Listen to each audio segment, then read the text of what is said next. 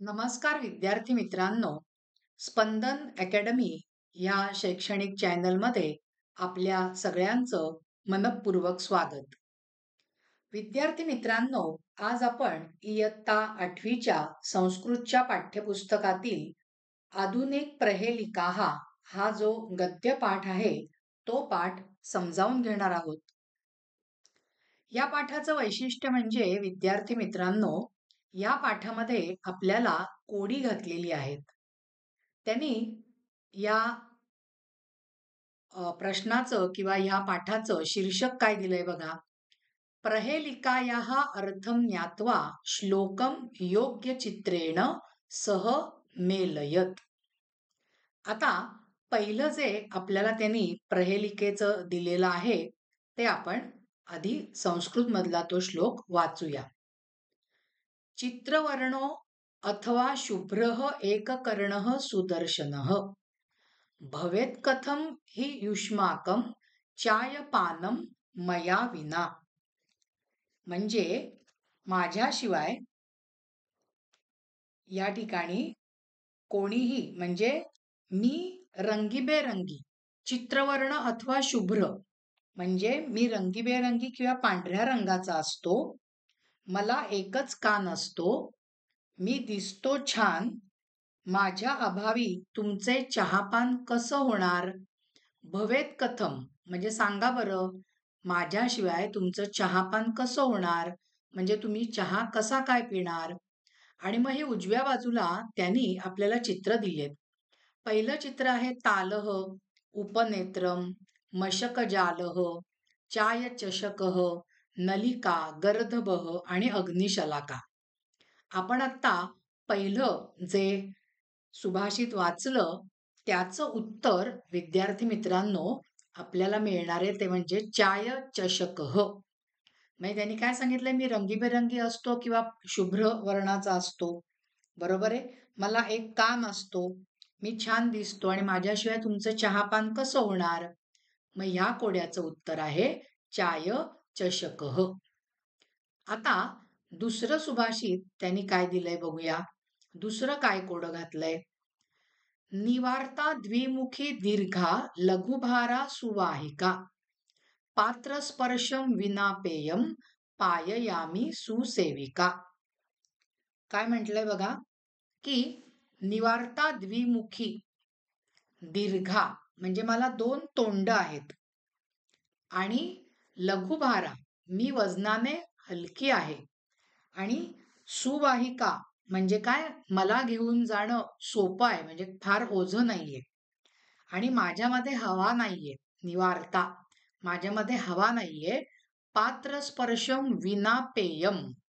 पात्रस्पर्शम म्हणजे पात्राला भांड्याला स्पर्श न करताही मी पेय पाचते. पाययामी पेयम पाययामी मी पेय पाचते. मी उत्तम सुसेविका म्हणजे मी उत्तम सेविका आहे. सु म्हणजे चांगली, चांगली सेविका आहे. मग या कोड्याचं उत्तर आपल्याला काय मिळणार आहे माहितीये का विद्यार्थी मित्रांनो? ते उत्तर आहे इथे दिलेलं नलिका. बरोबर आहे. दोन तोंड आहेत. वाहून नेणं सोपं आहे. बरोबर आहे. भांड्याला स्पर्श करावा लागत नाही. स्ट्रॉने आपण ते पेय पिऊ शकतो. आता तिसरा जो श्लोक त्यांनी दिलाय, कोड जे दिलंय ते आपण बघूया. आरुह्य नासिकां नित्यं स्पृशामि श्रवणद्वयम् दृष्ट्यर्थं मम सहाय्यं काचयुक्ता तनुर्मम. बघा बरं काय सांगितलंय. ते असं म्हणतात की आरुह्य, आरुह्याचा अर्थ चढून, नासिकां नित्यम नासिकेवर चढून, पण आपण काय म्हणतो की नाकावर स्वार होऊन, नित्यम स्पृशामी मी नित्य स्पर्श करतो. कुठे? श्रवण द्वयम म्हणजे कानांना स्पर्श करतो. दृष्ट्यर्थम मम सहाय्यम माझं सहाय्य पाहण्यासाठी होतं. काचयुक्ता तनुर्ममः आणि माझा देह काचेचा असतो. याच पानावर आहे बघा. उपनेत्रम चष्मा असं या सुभाषिताचं उत्तर आहे. लक्षात येतंय विद्यार्थी मित्रांनो, कोडी घातलेली आहेत या प्रत्येक श्लोकामधनं आपल्याला. आता चौथं जे सुभाषित आहे, चौथं जे कोडं आहे ते बघूया. स्वयं प्रसारिते जाले आपतंती नराहा स्वयं लभन्ते सुख निद्रांते अहो आश्चर्य अद्भुतम आश्चर्यम अद्भुतम. काय म्हटलंय बघा हा त्यांनी. त्यांनी असं म्हटलंय, स्वयं प्रसारिते जाले, स्वतःच जाळ पसरतो. बरोबर आहे. आपतंती नराहा स्वयं, आणि स्वतःच तो माणूस त्या जाळ्यामध्ये येऊन पडतो. लभंते सुख निद्रांते, आणि त्या जाळ्यामध्ये येऊन पडल्यानंतर त्याला सुखाची निद्रा झोप येते. हे केवढं आश्चर्य आहे. मग ह्याचं उत्तर काय येणार आहे बघा विद्यार्थी मित्रांनो. ह्याचं उत्तर येणार आहे ते म्हणजे मशक जालम. बरोबर आहे. मशक जालम त्यांनी बरोबर सांगितलेलं आहे बघा, की माणूसच स्वतः ते पसरतो आणि त्याच्यामध्ये झोपतो. लक्षात येत आहे तुमच्या. आता पाचवं त्याने काय सांगितलंय बघा, म्हणजे याचं उत्तर आपल्याला काय मिळालेलं आहे ते म्हणजे मशक जालम. त्याला आपण मराठीमध्ये काय म्हणतो बघा. एकाकी द्वारी तिष्ठामी गृहपत्यौ बहिर्गते गृहरक्षा करो करह शूरो लघुमूर्ती सुकीर्तिमान. काय काय म्हटलंय बघा, एकाकी द्वारी तिष्ठामी म्हणजे मी एकटाच घराच्या द्वारापाशी उभा असतो. बरोबर आहे. गृहपत्यौ बहिर्गते म्हणजे त्याने असं सांगितलेलं आहे की मी घरधनी बाहेर गेल्यानंतर काय करतो, घराचं रक्षण करतो. गृहरक्षा करह शूरह लघु मूर्तीही सुकीर्तिमान, म्हणजे सगळ्यांचा एकत्रित व्यवस्थित अर्थ लावायचा तर मी आकाराने लहान असूनही शूर म्हणून अतिशय प्रसिद्ध आहे, कारण मी घराचं रक्षण करतो. घरधनी बाहेर गेल्यानंतर मी घराचं रक्षण करतो आणि मी दारावर एकटाच उभा असतो. आणि ह्याचं उत्तर काय येणार आहे विद्यार्थी मित्रांनो, तालह म्हणजे कुलूप. ओके. हा, मगाशी ते मशक जालमचा मराठीत अर्थ सांगायचा राहिला, मच्छरदाणी. बरं का विद्यार्थी मित्रांनो, मशक जालम. आता 6वं बघूया. कृष्णमुखीच गौरांगी पेटिकायाम निवासिनी अग्निम वमती शीघ्रम ही घृष्टा पेटिकयासह. काय म्हटलंय बघा त्यांनी, की कृष्णमुखीच गौरांगी, तिचा चेहरा, तिचं मुख काळं असलं तरी काय आहे, तिचं शरीर मात्र गोरं आहे. पेटिकायाम निवासिनी, आणि ती पेटीमध्ये राहते. पुढे त्यांनी म्हटलंय की पेटी बरोबर अग्निम वमती शीघ्रम ही, पेटी बरोबर ती घासली गेली की ताबडतोब आग बाहेर येते. मग ह्याचं उत्तर काय असणार आहे, अग्निशलाका. बरोबर आहे. काडीपेटी जी असते त्याच्यातली जी काडी आहे त्याच्याबद्दलचा हा श्लोक आहे किंवा हे कोड त्याने आपल्याला दिलेलं आहे. आता आपल्याला जायचं आहे 7व्या कोड्याकडे. हारम वोढुम न मे दुःखम न मे दुःखम कुभोजने एतत्तु मे महादुःखम मूर्खेण सह तोलनम.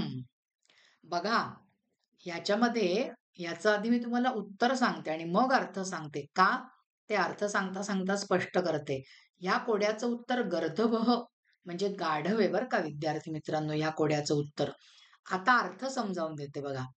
भारम ओढून नमे दुःखम म्हणजे भार ओझं वाहून नेण्यात मला दुःख वाटत नाही. गाढव सांगतोय बरं का माणसानं, नीट ऐका. नमे दुःखम कुभोजने, मला अतिशय घाणेरडं अन्न, कदान्न, निकृष्ट पद्धतीचं अन्न मला खायला मिळतं, त्याच्यातही मला काही दुःख होत नाहीये. पण गाढव पुढे काय म्हणतो, एतत्तु मे महादुःखम, परंतु माझं हे फार मोठं दुःख आहे. कोणतं फार मोठं दुःख आहे, मूर्खेण सह तोलनम, माझी तुलना मूर्खाबरोबर केली जाते. बघा तुम्ही हे कायम कोणाला कोणतरी बोलताना ऐकलं असेल, काय मूर्ख आहे, गाढवासारखं वागतोस वगैरे. म्हणजे त्या गाढवाला काय दुःख आहे, माझ्या पाठीवर ओझं वाहून नेतात त्याचं दुःख नाहीये. मला निकृष्ट पद्धतीचं अन्न खायला मिळतं त्याचं त्याला दुःख नाहीये, पण मूर्ख माणसाबरोबर माझी तुलना केली जाते, हे गाढवाचं दुःख आहे. लक्षात आलंय विद्यार्थी मित्रांनो? आता आपल्याला जायचं आहे ते म्हणजे याच्या भाषाभ्यासाकडे. काय म्हटलंय बघा, श्लोकम पठित्वा अर्थम अन्विक्षत सरलार्थम लिखत. याचे सरळ अर्थ आपण या पुढच्या स्लाइड वरती घेतलेले आहेत. आधी आपण हे समजून घेऊया. निमिल्य, आता पहिला श्लोक बघूया. निमिल्य नेत्रे पिबामी दुग्धम मूषक शत्रुः कथयत कोहम. निमिल्य नेत्रे म्हणजे डोळे मिटून, पिबामी दुग्धम मी दूध पिते, मूषक शत्रुः उंदीर माझा शत्रू आहे, कथयत कोहम कह अहम मी कोण सांगा बरं. मग याचं उत्तर काय असणार आहे विद्यार्थी मित्रांनो? मांजर. हे बघा इथे त्यांनी चित्र दिलेलं आहे. दुसरा श्लोक बघा. वृक्षात वृक्षम कुर्दे सततम. कुर्द म्हणजे उड्या मारणे. धरामी पुच्छम कथयत कोहम. मी एका वृक्षावरून दुसऱ्या वृक्षावर, एका झाडावरून दुसऱ्या झाडावर सतत उड्या मारत असतो. धरामी पुच्छम मी माझं शेपूट धरतो. कथयत कह अहम मग सांगा बरं मी कोण आहे. मग याचं उत्तर काय येणार आहे? संस्कृत मध्ये मर्कटह किंवा वानरह. आणि या मांजराचं उत्तर काय येणार आहे? बिडालह किंवा मार्जारह. आता तिसरा श्लोक बघूया हा विद्यार्थी मित्रांनो. नासिकयाहम पिबामी तोयम विशालकायः कथयत कोहम. नासिकया अहम पिबामी तोयम. तोयम म्हणजे काय? तोयम याचा अर्थ पाणी. आता काय म्हटलं जातं आहे या श्लोकामध्ये? त्यांनी असं म्हटलेलं आहे, नासिकया अहम मी पाणी पितोय. कशाच्या साह्याने पाणी पिणं चाललेलं आहे? नाकाने. विशाल कायः आणि माझी काया, माझं शरीर कसं आहे? विशाल आहे, अगडबंब अवाढव्य आहे. कथयत कोहम सांगा बरं मी कोण. आणि याचं उत्तर काय येणार आहे? हत्ती.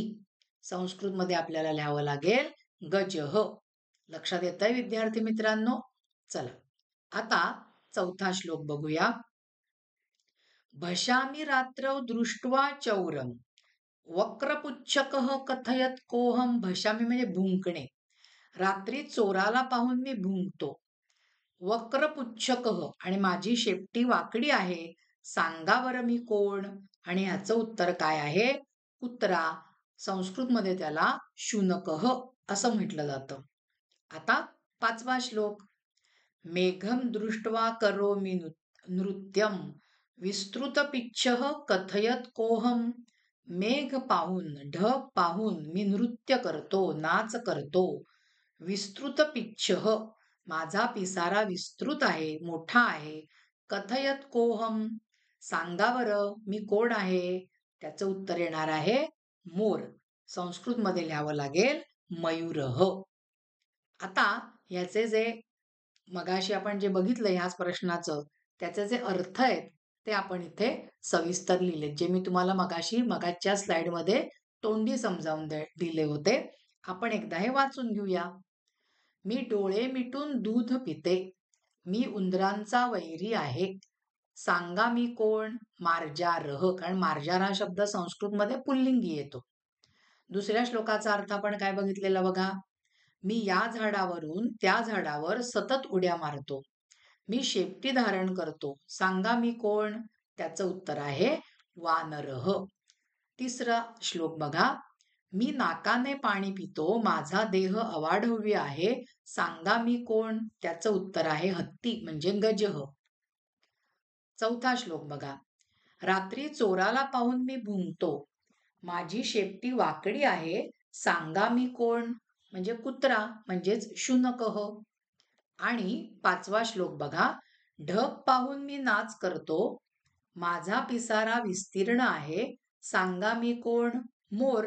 मोर म्हणजेच संस्कृत मध्ये मयूर. आता दुसरा प्रश्न त्यांनी काय दिलाय बघूया.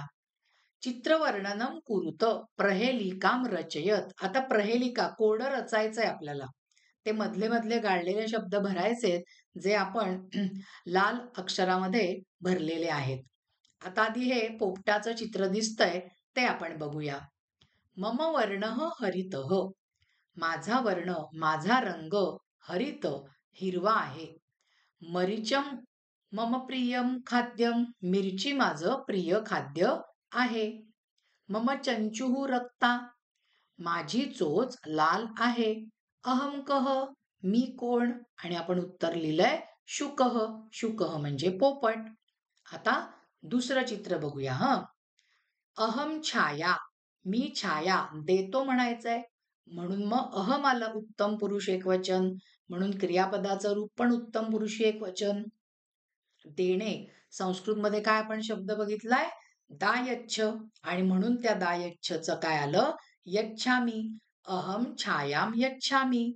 आता अहम यच्छामी परत दिलंय, मग आपण त्याचं उत्तर काय लिहिलंय बघा? फलानी. फल हा शब्द वनप्रमाणे चालेल, बहुवचन वनानी, तसं फलानी. अहम डॅश अपि यच्छामी, मी काय देतो? पुष्प, म्हणजे फुलं सुद्धा देतो, म्हणून पुष्पचं बहुवचन आपण इथे लिहिलंय पुष्पाणी. आणि मग अहम कह, मी कोण?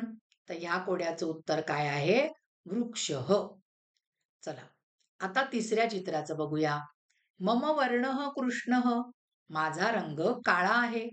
किंतु अहम न काकः, न लिहिलंय आपण उत्तर, परंतु मी कावळा नाही आहे. अहम मधुरम कुजामी, कुजामी म्हणजे कुजन करणं, गाणं गाणं, म्हणजे मी मधुर आवाजात गातो. अहम वृक्षे वसामी, वसामी म्हणजे राहणे.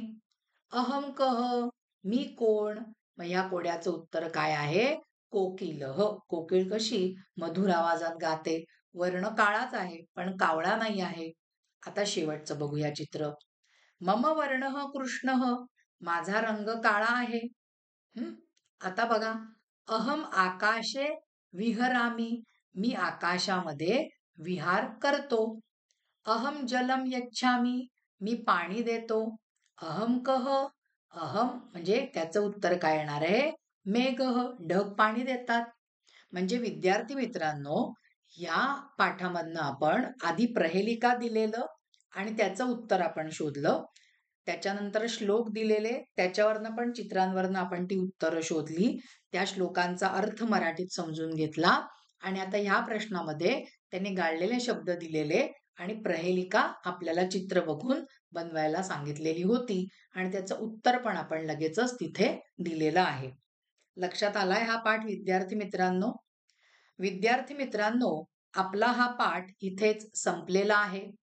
तुम्हाला जर का हा भाग आवडला असेल तर ह्या भागाला लाईक करा, ह्या भागाला शेअर करा आणि स्पंदन अकॅडमी ह्या शैक्षणिक चॅनलला सबस्क्राईब केलं नसेल तर लगेचच सबस्क्राईब करा. धन्यवाद विद्यार्थी मित्रांनो.